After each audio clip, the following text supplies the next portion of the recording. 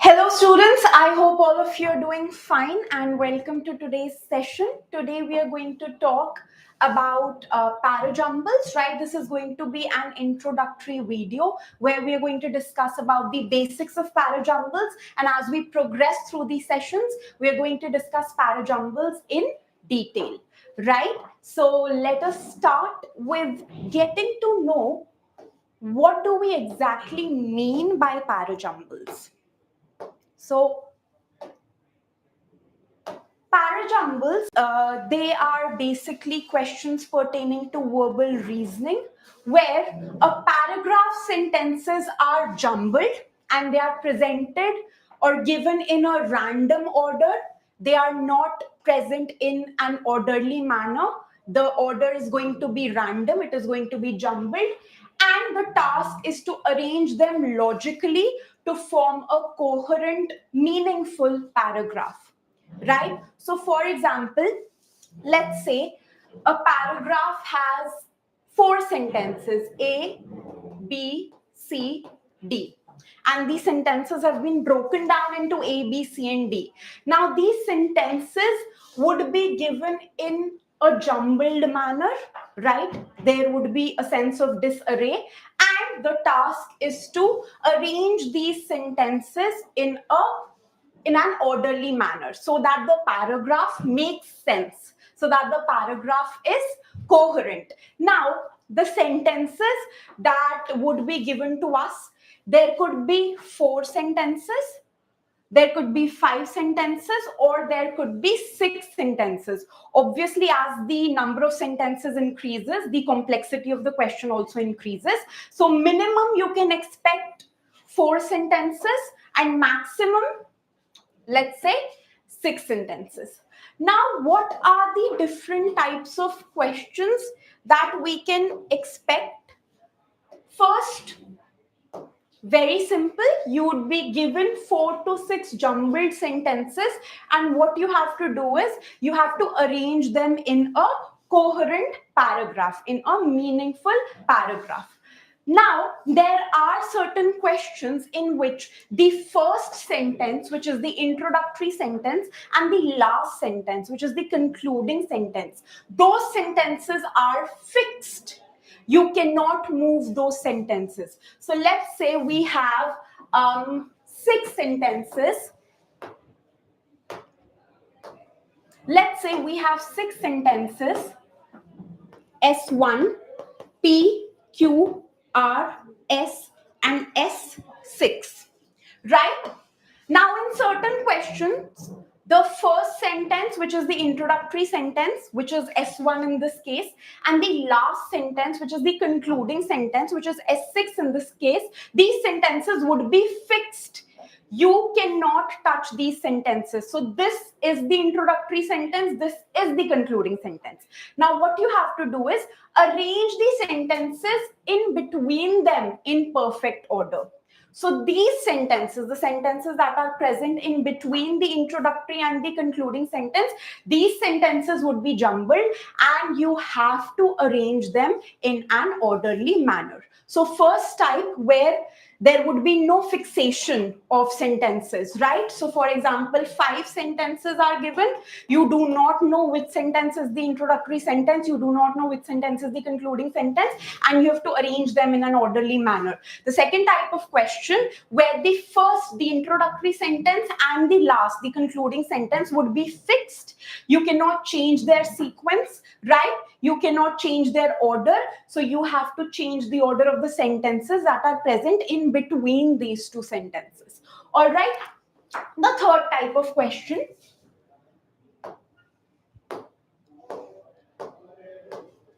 odd sentence out. So you have to identify the sentence that does not belong with the rest of the paragraph, that does not logically fit with the rest of the paragraph, and then you have to arrange the remaining sentences in correct order, right? So there would be one sentence which would be an extra sentence. It would not go or fit logically with the rest of the sentences to make a coherent paragraph, and so you have to exclude that particular sentence and arrange the remaining sentences in a particular order, in the correct sequence. Now, there are two types of question formats. One would be type in the answer type questions.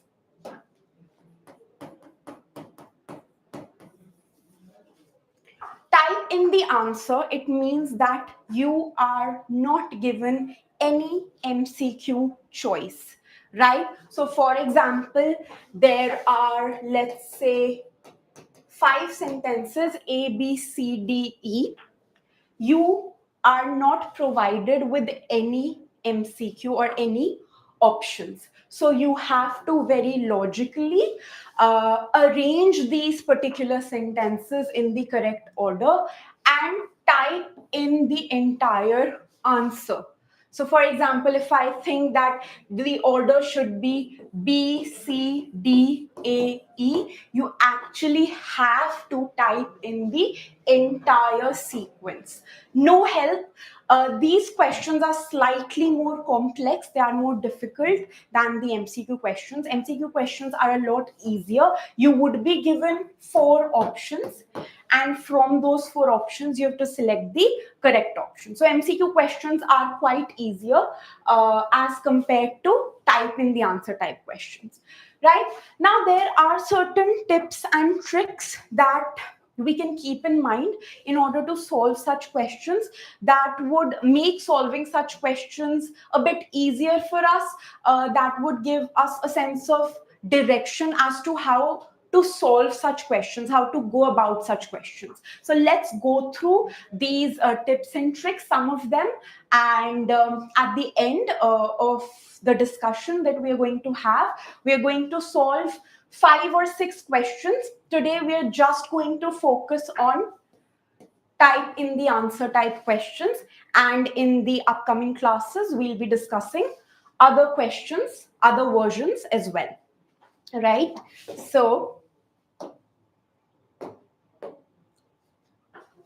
the first tip, the first trick is to look for the opening statement, right? Look for the introductory statement. An introductory statement would be a statement which is general in its approach. It would be talking about some general topic. It would be talking about something which is general and not very, very specific, right?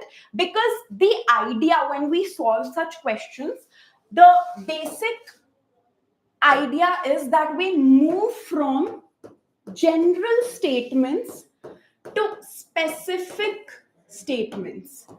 We move from general statements or broader statements to specific detail statements, statements that give out specific details. For example, if you're talking about anything, let's say any theory, any approach, you would probably define that approach or theory. So that could be an introductory statement. Then you could give certain facts or evidences pertaining to that theory, some examples pertaining to that theory. That could be the next sentence. Then you could probably give some benefits of that theory. So we have started with a very general topic. We have started with a very general theme, and then we move to more specific themes. So the idea is to move from general statements to specific statements, right? If we are talking about, let's say we have 3 sentences, one sentence talks about the world, then about some thing that is occurring in the world, then the second sentence talks about specifically about India,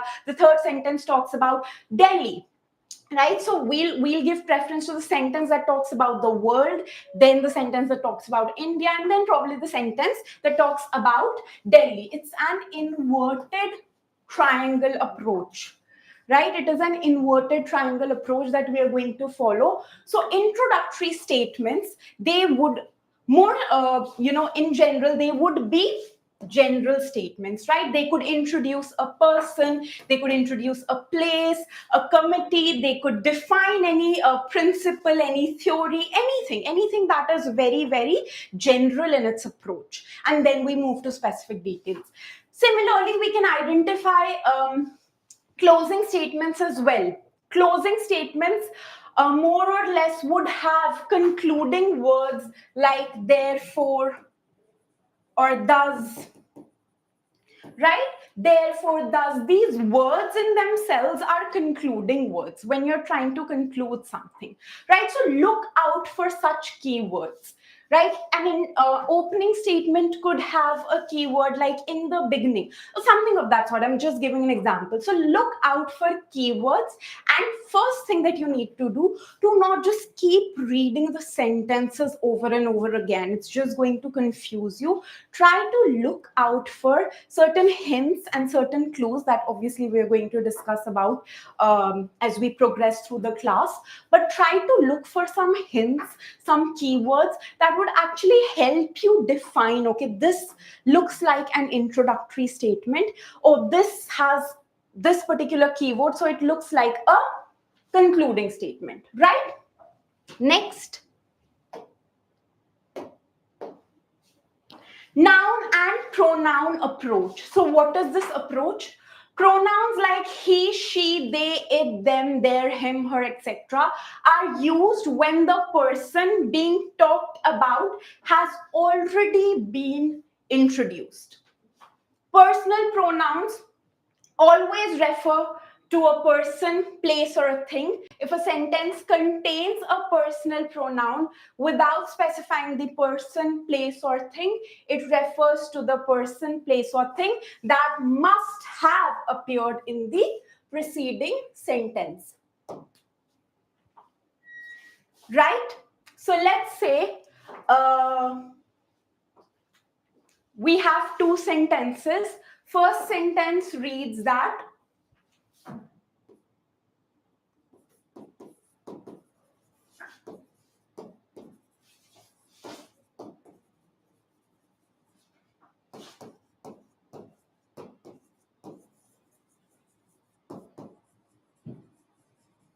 right? So let's say there are two sentences. Ajay is my teacher and he is a good person. Now, I need to introduce Ajay before introducing the pronoun that relates to the noun. So obviously, any sentence, any statement that has a noun that you are introducing, should occupy or should be given preference, and then a sentence that has a pronoun relating back to that noun should be given preference. So I would have to keep this sentence before the second sentence. Because if I let's say talk about he is a good person, what is this he? Who is this he? He needs prior context, right? He needs prior context. What is they? What is she? What is there? What is him? Right? So when you're talking about certain things, when you have introduced a noun, then only you have the right to use a pronoun in place of that noun. So always remember this approach. This is going to be a very helpful tool for you. Always remember this approach, that first the noun needs to be introduced and then a pronoun that relates to a noun. So a sentence containing that pronoun will come afterwards. Right? Next, articles approach. So we know that the acts as a definite article. The is used to point to something which is specific, and a and an are indefinite articles, and they're used to describe general things, right?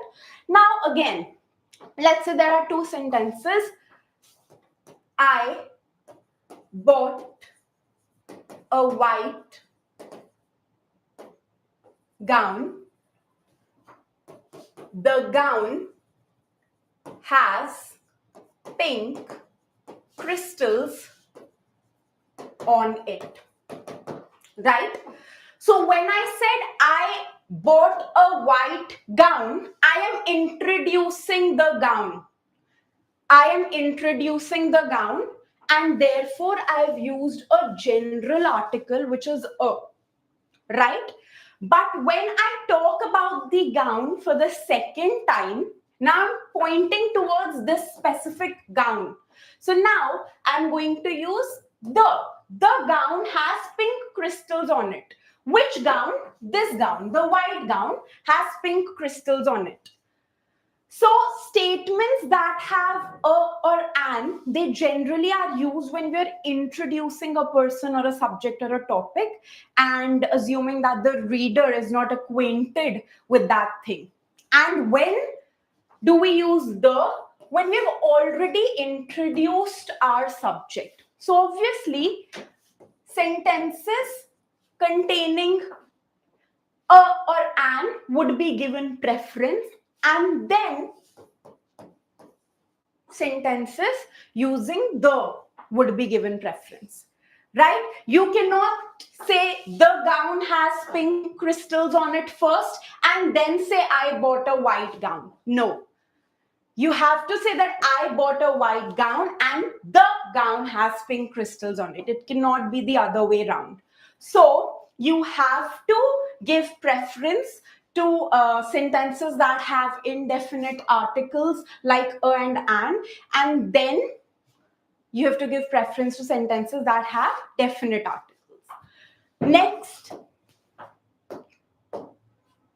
again, similarly, demonstrative approach. This, that, these, and those, they are demonstrative pronouns. They point towards specific things. I could say I bought a white gown and this gown or that gown has pink flowers on it. So what is that? I cannot use a sentence, or I cannot, have a sentence that uses this or that and give it preference, because again, I need prior context. जिसको आप this बोल रहे हैं, that बोल रहे हैं, these बोल रहे हैं, किसी भी चीज को, वो चीज क्या इंट्रोड्यूस हुई है किसी भी सेंटेंस में, if it has been already introduced and you jot down that sentence, then you can use this, that, these, those. But first, that thing needs to be introduced, right? So similar approach. Next, time sequence approach. Try to understand the time sequence of events. ठीक है, events की time sequence क्या है, कौन सी चीज पहले अकर हुई है, उसके बाद then last में. And that would also give you a sense of how to arrange certain sentences in a given order, right? So you have to arrange the sentences in the correct time order. Let's say there are 3 sentences and the first sentence talks about something that happened in the past. And then there's a sentence that talks about something that is happening at the moment. And then there's a sentence that talks about something that will happen in the future. So you have to maintain that chronology. You have to maintain that chronology. Probably you're going to talk about something that happened in the past first, then present, then future. And irrespective, if there is a paragraph which talks about something with reference to a time frame, with reference to a time sequence, then make sure that you arrange that time sequence correctly.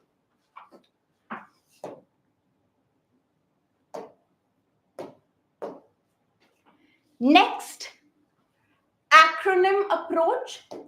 So if both full form and short form are present, the sentence having the full form will come before the sentence containing the short form, right?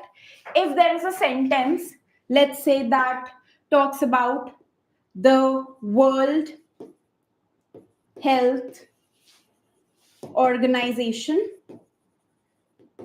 Like I've written World Health Organization and something, something, something.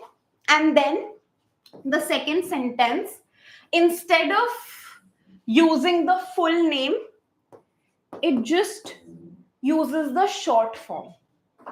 So again, the idea is that you first introduce a topic and then assuming that now people know about that topic, you would give more details about the topic. So अगर हम पहले ही WHO, this sentence, if it is given preference, it won't make sense because what is WHO?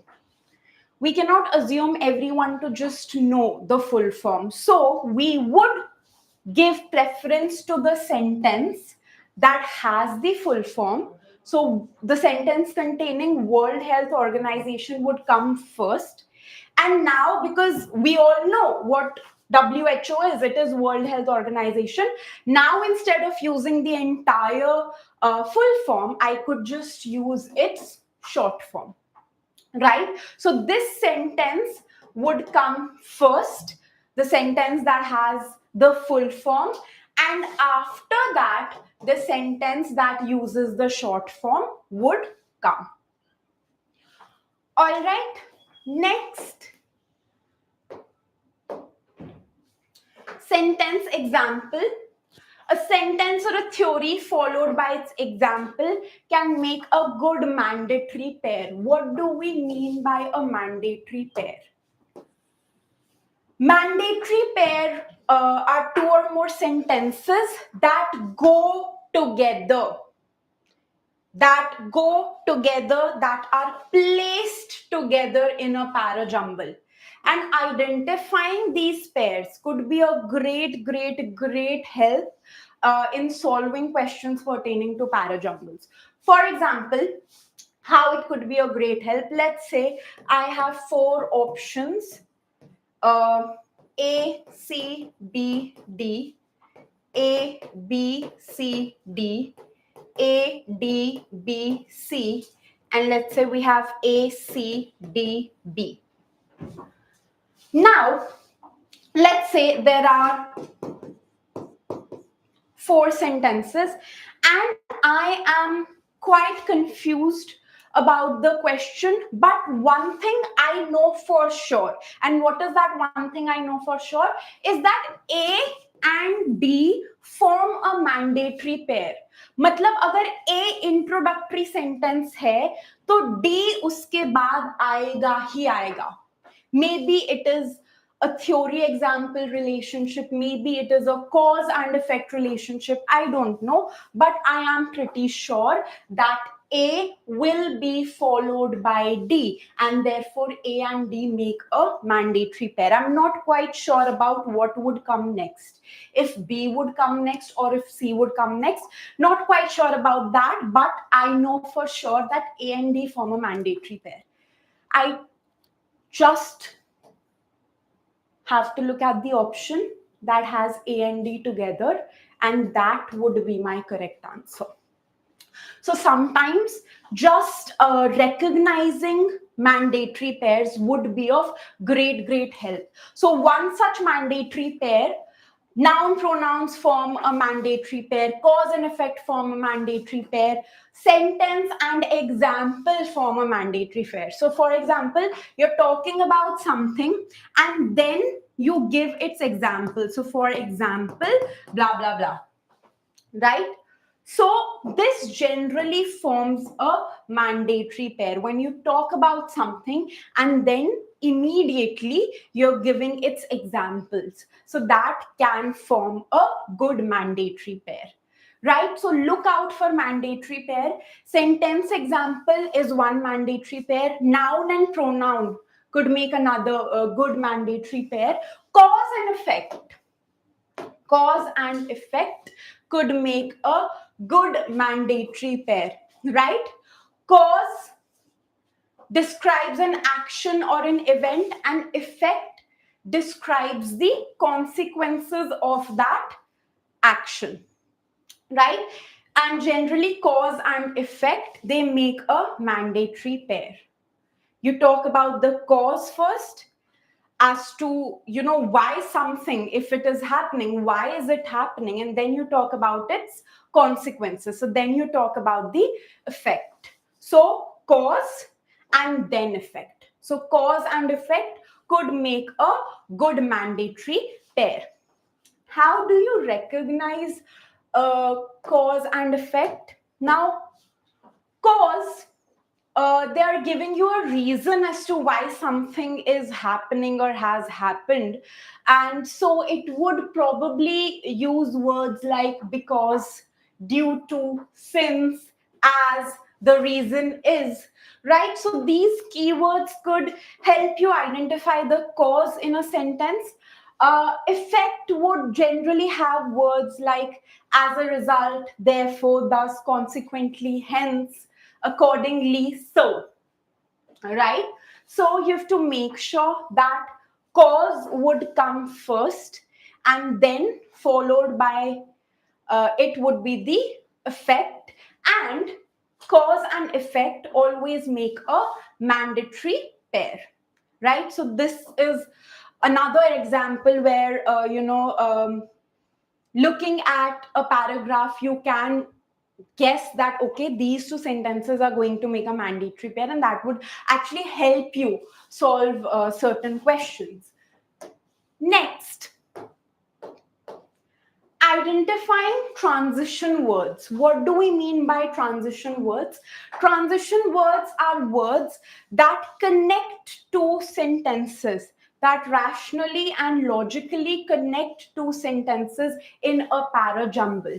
Transition words like likewise, moreover, similarly, generally, above all, aside from, in other words. So these basically form a link between two statements. They connect two statements, right? So identifying such keywords could also help you decide upon which two statements could act as a mandatory pair, because these keywords, these words, they generally link two sentences.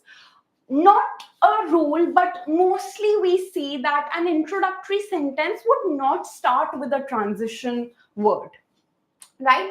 Although it's not a hard and fast rule, there are questions that start with certain words, but most of the times we would notice that an introductory statement would not start with transition words like instead, likewise, moreover, because it needs prior context. These words, they need prior context because they link two sentences together, right? So again, identifying transition words could be something which could be of great help.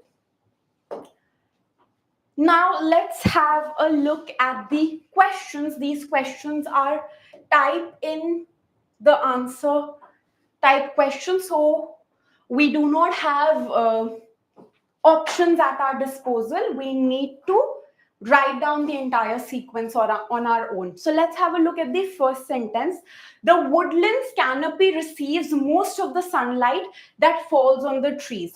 Okay, this could be a good introductory statement because it does not have any transition word as such, and it talks about something which is very general.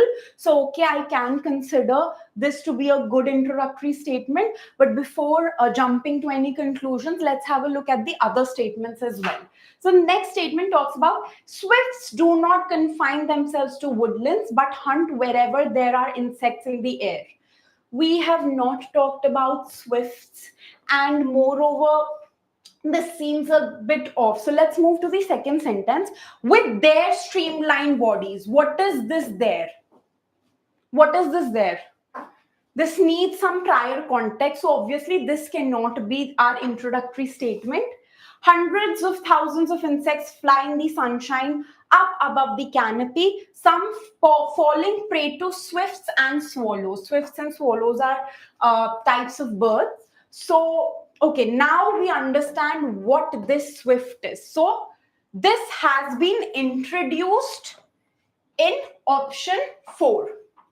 So, obviously, 1 is going to be our introductory statement.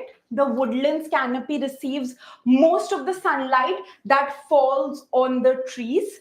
Then hundreds of thousands of insects fly in the sunshine. Here we're talking about sunlight, something that relates to that. Fly in the sunshine up above the canopy. It talks about the canopy, it talks about the sunlight. So 4 has to be the continuation of statement 1. So 1, 4, right? Falling prey to swifts and swallows. Now, when we say with their streamlined bodies, किसकी streamlined body के बारे में बात हो रही है? Swifts and swallows. So, 4 and 3 kind of make a mandatory pair, right? 4 and 3 kind of make a mandatory pair because this is in continuation. This is in continuation to this sentence. Falling prey to swifts and swallows, and with there is talking about this. With their streamlined bodies, swifts are agile flyers, ideally adapted to twisting and turning through the air as they chase flying insects, the creatures that form their staple diet. So 1, 4, 3, and obviously 2 would come at the last. Let's have a look at 2 as well. Swifts do not confine themselves to woodlands but hunt wherever there are insects in the air. Right? So 1, 4, 3, and 2. This could be a fairly good approach. Next.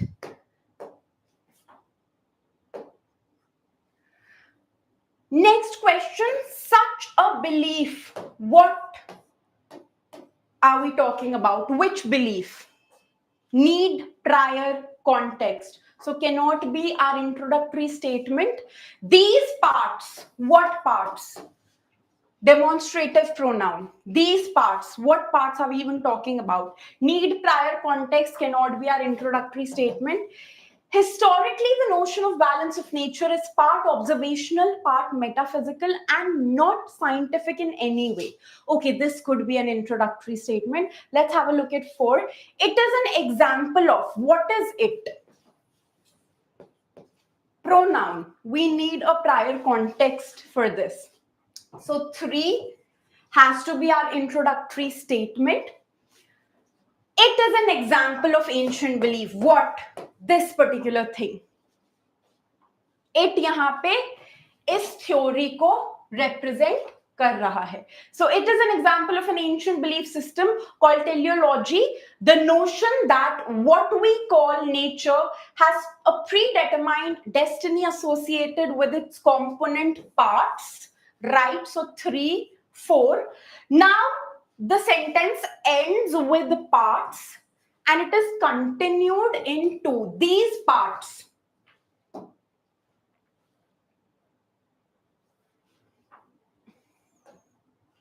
These parts. Which parts? The component parts. So these parts all fit together into an integrated, well-ordered system that was created by design. So 3, 4, 2, and finally 1.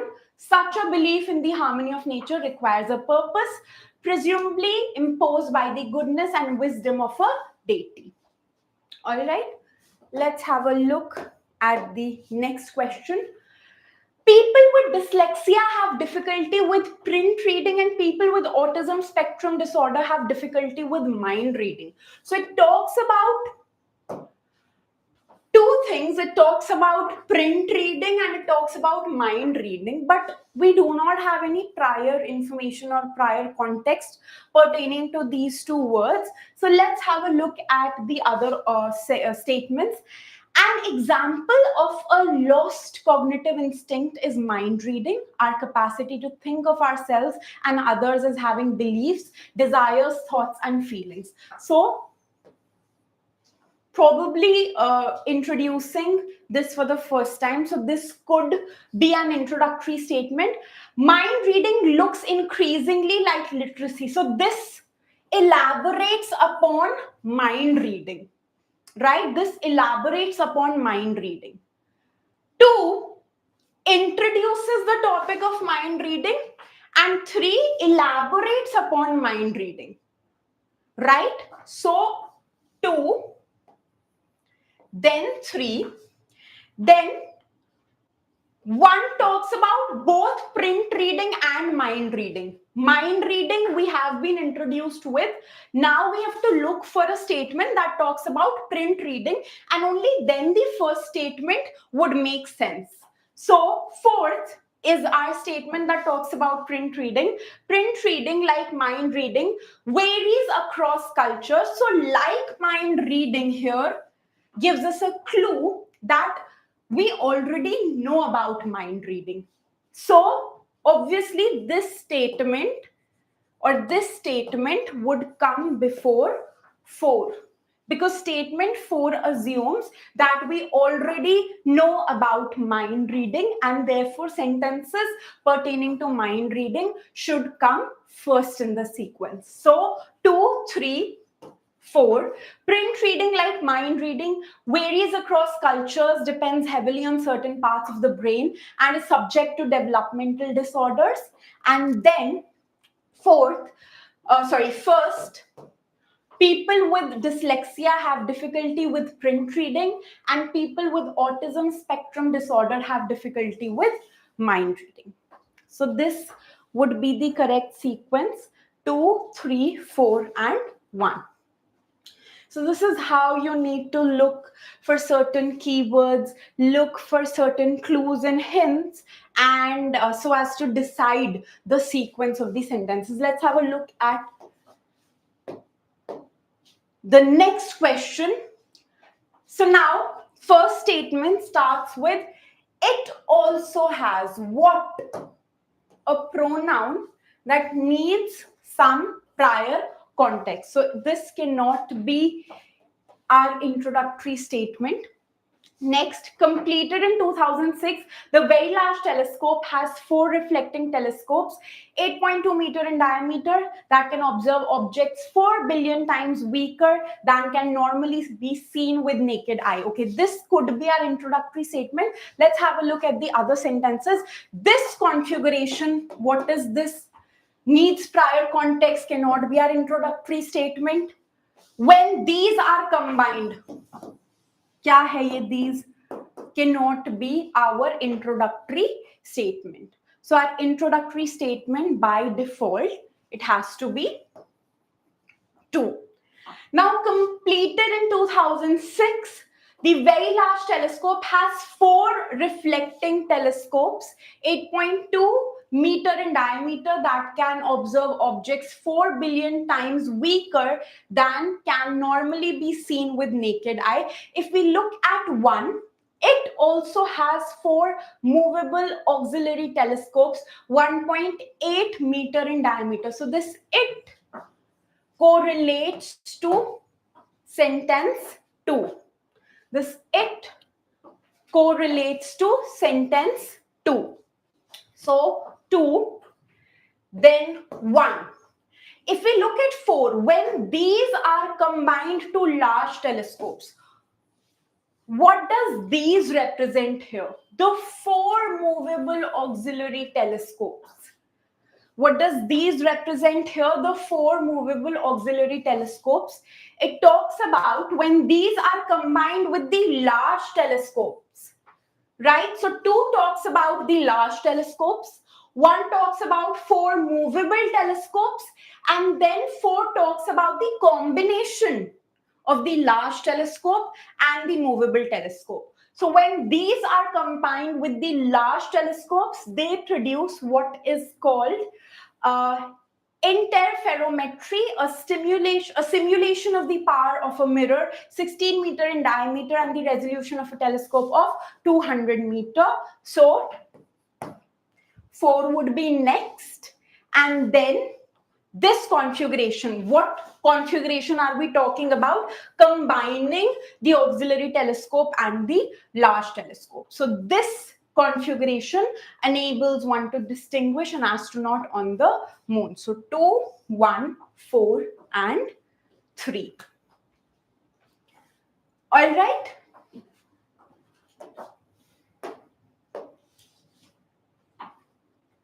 Next question. This is probably our last question. Yes.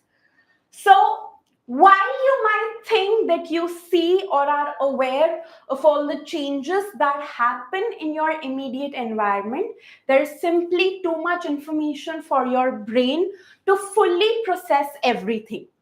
Okay, could be an introductory statement, talks about something which is very general, talks about a broad topic, a broad theme. So, could be an introductory statement.